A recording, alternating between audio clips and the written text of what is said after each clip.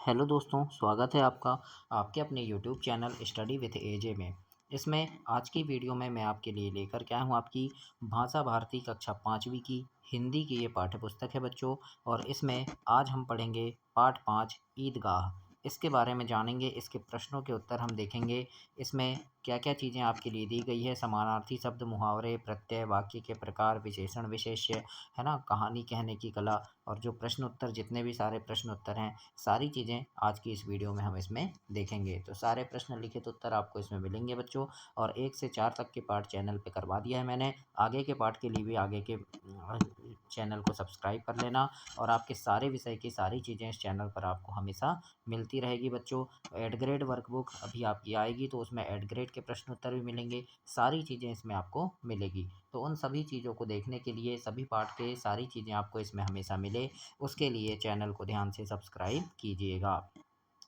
आइए देखते हैं बच्चों, पाठ 5 ईदगाह है। और इस पाठ को आपको पूरा बहुत अच्छे से पढ़ना है बच्चों। पाठ काफ़ी बड़ा है, मैं अगर पूरा पढ़ के बताऊंगा तो काफ़ी लंबा हो जाएगा, वीडियो बहुत लंबी हो जाएगी। इसलिए आप इसे पढ़िएगा। इसमें इसको पढ़ने से आपको काफ़ी सारी चीज़ों की जानकारी मिलेगी और पढ़ने की प्रैक्टिस होगी। कठिन शब्द पढ़ने में आपको आसानी होगी बच्चों। तो इस पाठ को आप पूरा पढ़िएगा। बहुत अच्छा पाठ है, बहुत सारी चीज़ें इसमें, बहुत अच्छी अच्छी बातें बताई गई हैं। तो इस पाठ को पूरा आप ध्यान से पढ़िएगा। हम इसमें आज देखते हैं बोध प्रश्न, अभ्यास प्रश्न देखेंगे। बोध प्रश्न में क्या क्या चीज़ें दी गई हैं, सारी चीज़ों को हम इसमें आज पूरा करते हैं। तो आइए देखिए, बोध प्रश्न में देखेंगे। पहला प्रश्न आपसे यहाँ पूछा है, निम्नांकित शब्दों के अर्थ पुस्तक में दिए गए शब्दकोश से खोज कर आपको लिखना है। तो जैसे लिखा है मनोहर, मनोहर मतलब होता है मन को हरने वाला। इसके बाद प्रदीप्त यानी चमकता हुआ, सुहावना यानी सुखद, पृथक यानी अलग, कचोटना यानी मन में दुख होना, प्रलभ यानी चतुर या गंभीर, विपन्नता यानी गरीबी, और जब्त यानी क्या होता है, सहनशीलता। तो इस प्रकार से आप इसमें लिखेंगे। और ऐसे बोध प्रश्न के ऐसे अर्थों को कंप्लीट करना है आपको, शब्दार्थ ऐसे कंप्लीट करना है। अब हम देखते हैं प्रश्न नंबर दूसरा। और दूसरे प्रश्न में बोला है निम्नलिखित प्रश्नों के उत्तर लिखना है। तो इनके लिखित उत्तर मैं आपके लिए लेकर के आया हूँ। जैसे क से छ तक पूरे प्रश्न हैं बच्चों। इनके लिखित उत्तर हम देखेंगे। जितने भी प्रश्न हैं, 7 प्रश्न आपके लिए यहाँ दिए गए हैं, इनके उत्तर आपको कॉपी में लिखना है। तो किस प्रकार से लिखेंगे वो हम इसमें देखते हैं। तो आइए देखते हैं इसको कैसे आपको इसको लिखना है, कंप्लीट करना है। तो प्रश्नों के उत्तर देखेंगे। क नंबर का प्रश्न आपसे यहाँ पर पूछा गया है कि बच्चों को ईदगाह जाने की जल्दी क्यों पड़ी थी। तो इसके उत्तर में हम लिखेंगे, बच्चों के मन में ईद के मेले और खिलौने को देखने की बहुत उत्सुकता थी, इसीलिए वे जल्दी ईदगाह जाना चाहते थे। इस प्रकार से आप प्रश्न नंबर क के उत्तर में लिखेंगे। ख नंबर का प्रश्न है बच्चों, इसमें लिखा है ईदगाह पर किस तरह का दृश्य था। तो उत्तर में हम लिखेंगे, ईदगाह में बहुत भीड़ थी, लाखों लोग एक साथ नमाज अदा कर रहे थे, चारों तरफ भाईचारे और मेल जोल का वातावरण था। इस प्रकार से आप ख नंबर के उत्तर को कॉपी में लिखेंगे। आगे देखते हैं प्रश्न नंबर ग आपसे यहाँ पूछा है, मेले का वर्णन अपने शब्दों में कीजिए। तो इसमें हम लिखेंगे, मेले में बहुत रौनक थी, झूले, मिठाइयाँ और खिलौने की दुकानों पर लोगों की भारी भीड़ थी, हर कोई अपनी पसंद की चीज़ें खरीद रहा था।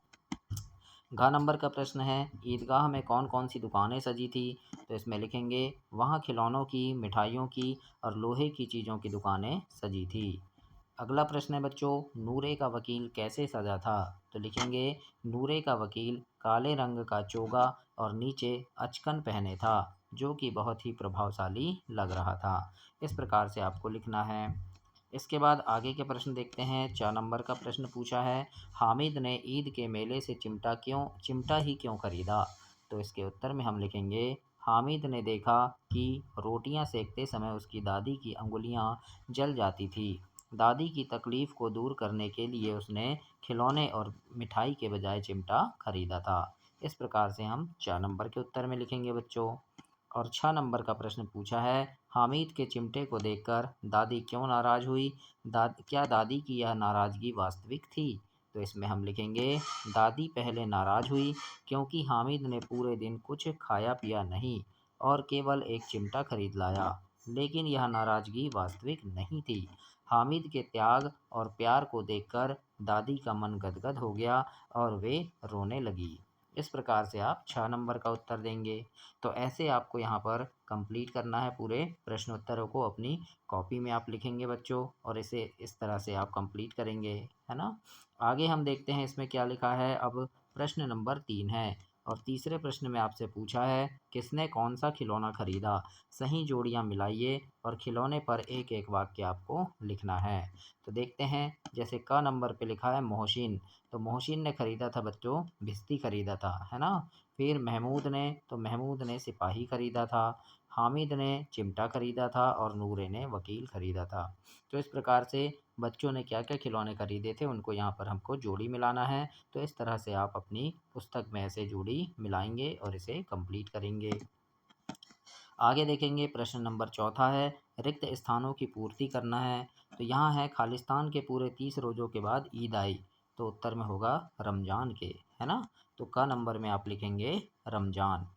आगे देखते हैं, ख नंबर आपसे यहाँ पूछा है लाखों सिर एक साथ सिजदे में झुक जाते हैं।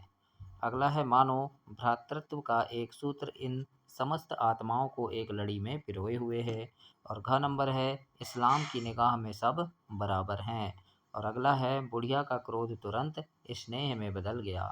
तो इस प्रकार से आप ऐसे इन्हें कंप्लीट करेंगे और ऐसे अपनी पुस्तक में लिखेंगे बच्चों। अब हम देखेंगे भाषा अध्ययन, और भाषा अध्ययन में लिखा है कि दिए गए शब्दों के हिंदी समानार्थी शब्द चुनकर लिखना है ना। जैसे स्वभाव, भाग्य, यहाँ पर ये जो शब्द दिए हैं इनके आपको हिंदी समानार्थी लिखना है। जैसे रोजा, रोजा मतलब होता है उपवास। सलामत मतलब कुशल। निगाह यानी दृष्टि। मिजाज यानी स्वभाव। तकदीर यानी भाग्य। खबर यानी समाचार। जहान यानी संसार। और अजीब यानी विचित्र। तो इस प्रकार से आप प्रश्न नंबर 1 को कंप्लीट करेंगे और ऐसे अपनी पुस्तक में लिखेंगे। अब यहाँ पर प्रश्न नंबर दूसरा पूछा है निम्नलिखित मुहावरा का वाक्यों में प्रयोग कीजिए। तो बच्चों यहाँ पर जगह छोटी है और एक वाक्य बनाने के लिए बड़ी जगह चाहिए, है ना। इसलिए मैंने आगे दूसरे पेज में इनके वाक्य बनाया है। तो वहाँ से हम देखते हैं कि किस प्रकार से वो उनके वाक्य आपको लिखना है। तो देखिए, यहाँ मुहावरों का वाक्यों में प्रयोग यहाँ हमने किया है। जैसे पहला मुहावरा लिखा था मुँह चुराना, तो मुँह चुराना का अर्थ होगा नज़र से बचना। उत्तर में हम लिख देंगे कि उधार लेने के बाद सोहन मुझसे मुंह चुराने लगा, है ना। इस प्रकार से हम लिख सकते हैं, मुंह चुराना मतलब नज़र से बचना। अगला है उल्लू बनाना। उल्लू बनाना मतलब होता है मूर्ख बनाना। तो इससे हम एक वाक्य बनाएंगे, दुकानदार ने नकली सामान देकर ग्राहक को उल्लू बना दिया, है ना। तो इस प्रकार से हमें वाक्य बनाना है। फिर लिखा है बाल बांका ना होना, इसका मतलब होता है नुकसान ना पहुंचना। तो इससे एक वाक्य बनाएंगे, भगवान की कृपा से दुर्घटना में उसका बाल भी बांका नहीं हुआ। इसके बाद अगला है सुरलोक सिधारना, इसका मतलब होगा मृत्यु होना। लिखेंगे लंबी बीमारी के बाद बूढ़े दादाजी सुरलोक सिधार गए। गदगद होना मतलब प्रसन्न होना, बेटे की सफलता की खबर सुनकर माँ का मन गदगद हो गया। तो इस प्रकार से आपको इन मुहावरों के वाक्यों में ऐसे प्रयोग करना है बच्चों, और अपनी कॉपी में आप इसे नोट कर सकते हैं, है ना। और आपको वीडियो कैसी लग रही है, काफ़ी चीज़ें आप इसमें आपके लिए मैं लेकर के आया हूँ बच्चों। और पेन से राइटिंग समझ नहीं आती, इसलिए टाइपिंग वाली राइटिंग है इसमें, तो ये जिससे कि आपको बहुत अच्छे से समझ आए। काफ़ी मेहनत से ये वीडियो आपके लिए मैं लेकर के आया हूँ।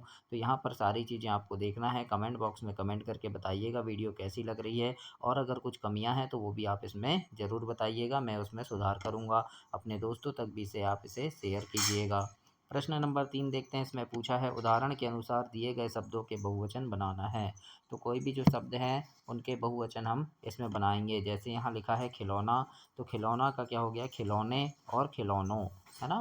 तो इस प्रकार से आप लिखेंगे। जैसे लड़का है तो इससे हो जाएगा लड़के, है ना, लड़के और लड़कों, ये क्या बन गया, बहुवचन बन गया।